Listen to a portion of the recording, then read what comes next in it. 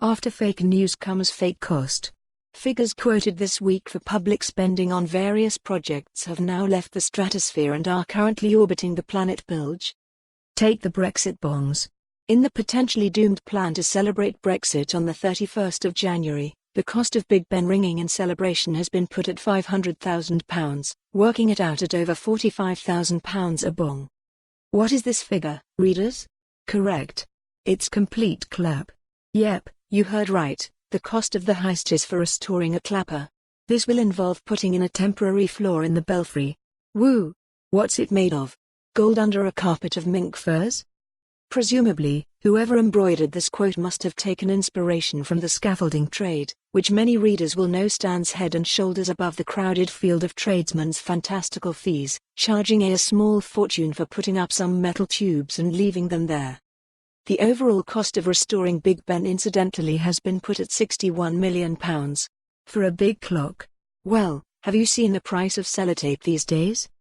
Oddly enough, the authorities found the money for bongs at New Year, and there have been allegations that the usual suspects in the House of Commons establishment are being obstructive about Brexit Day. Such a shame. The celebration with ringing bells recalls V Day, which would be opposite in a week in which Lib Dem Lord Greaves compared Brexit to All Together Now, Nazi Germany, yawn, and Dr. Mark Berry, a reader in music at Royal Holloway University, likened the imminent Brexit gathering to Kristallnacht. At the time of going to press, both men remain unsedated. Undaunted by prophecies of doom, the campaign to get bonging done continued apace yesterday, with donations from the enemy flooding in. Not the enemy. What's that other one? Oh yes, the public. The poor old public, fleeced left, right and center. And it's not just in this country.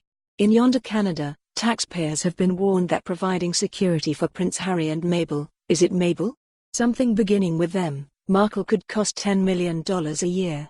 Seriously, who's providing that security? Scaffolders? It's been attributed to salaries for bodyguards, fancy cars for same, plane tickets and communications equipment, first-class stamps. While this nonsense is taking shape, the Home Office has warned that Prince Andrew of the plummeting pants face is losing his armed guards, the cost for whom has been put by Mail Online at £300,000 annually, being £100,000 a year salaries for 3 officers. $100,000 for standing a boot looking hard? I could do that.